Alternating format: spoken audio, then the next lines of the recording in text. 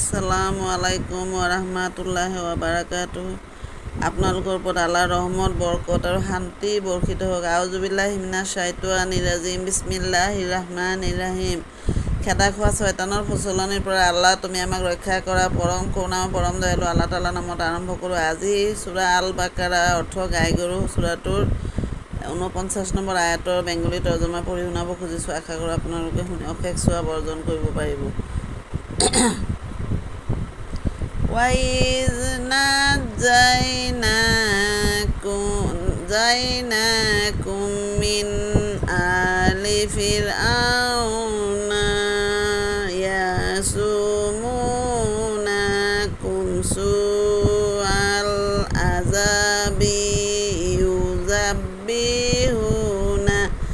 أَبْنَاءَكُمْ وَيَسْتَحْيُونَ نِسَاءَكُمْ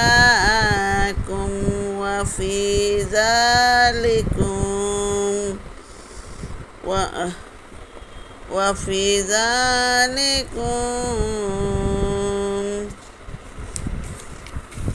ذلكم بلاء من ربكم عظيم।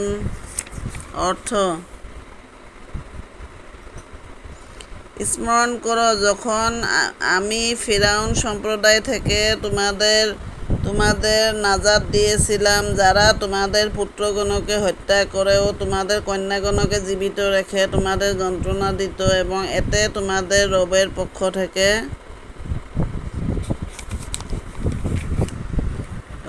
পক্ষ থেকে এক মহা পরীক্ষা ছিল। সমাপ্ত।